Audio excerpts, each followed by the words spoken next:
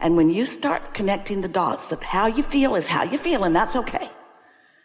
But how you feel is what you get when you connect those dots, and then you say, okay, I'll play your silly game, Abraham.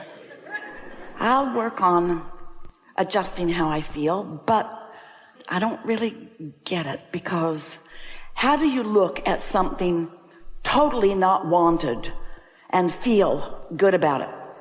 We're not asking you to do that. We're just asking you to be a better selective sifter at what you give your attention to. Choose more of the things that do feel good. Well, that seems lazy. Well, focus isn't lazy. Focus is mastery. Focus is deliberate creation.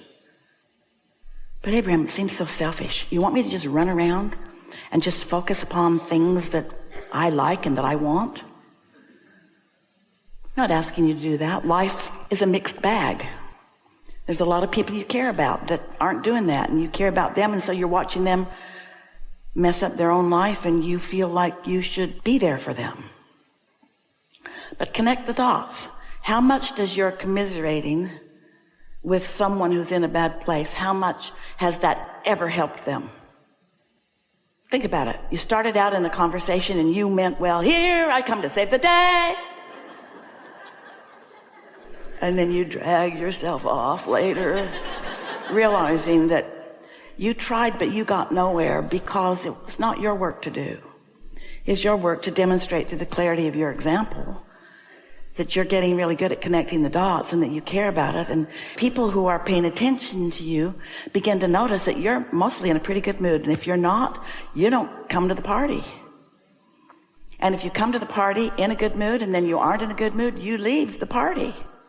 You're here just exploring the infinite avenues of the way that plays out for you over and over and over again. Your life helps you to choose, and you get to choose, and what you choose is important. And the non-physical counterpart of you, which we've been calling your inner being, it's your Abraham, it's all of us, it's source energy, is advocating constantly for what you have asked for. But if you're an advocator by your attention to it, if you are an advocator, meaning attractor of the opposite of what you want, then no one, even your inner being, not source, no one can interfere with your point of attraction and give you something different than what you are asking for. Talk about free will. Talk about fair play. Talk about everybody getting what they want.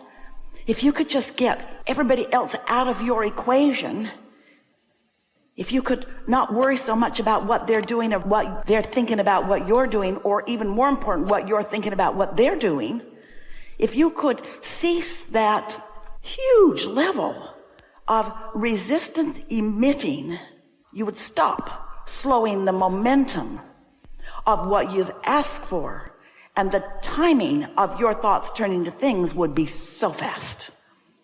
And people would watch you and say, how you doing that? Hey, you're weird. You're weird. I barely hear you speak of something, and it starts unfolding for you. What's going on? And you say, well, once I launch it, I expect it. Once I launch it, I expect it. What do you mean? Well, I expect it. I ask for it. And when I ask, it is given to me. I read the book. When I ask, it is given. Well, how come when you ask, it's given, and when I ask, it isn't given? Well, maybe not yet, but I ask, and then I don't get in the way of it. I ask, and then I don't throw sand on the trail. I don't really understand the laws of physics of this planet, you tell your friend. But I do know that there is a momentum that if I don't get in the way of it, it increases and increases and increases and increases and increases until it becomes so powerful that whatever it is that I have focused comes into being. And they said, 10 minutes ago I told you we were weird, and now I'm certain that you are. And you say, I accept that. I accept that. I'm not like most people. I'm not like most people because I ask. I wasn't always like this, you can tell them. I was like most people. I wanted things, and when I didn't have them, I was upset. But that didn't work out for me. It seemed like the more I felt needy or victim or poor or confused or lonely, it just hung on and hung on and hung on.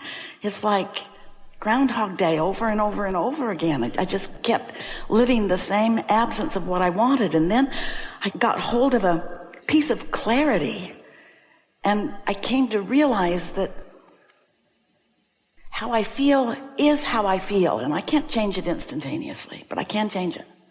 How I feel is how I feel, and I started noticing that how I feel is what I'm getting. I'm driving to work every day, and when I'm ornery, it's a miserable drive. Nobody's nice to me. Nobody lets me in. People splash mud on my car. The lights are not on and off, red and green in my favor. But when I'm feeling better, things just go better.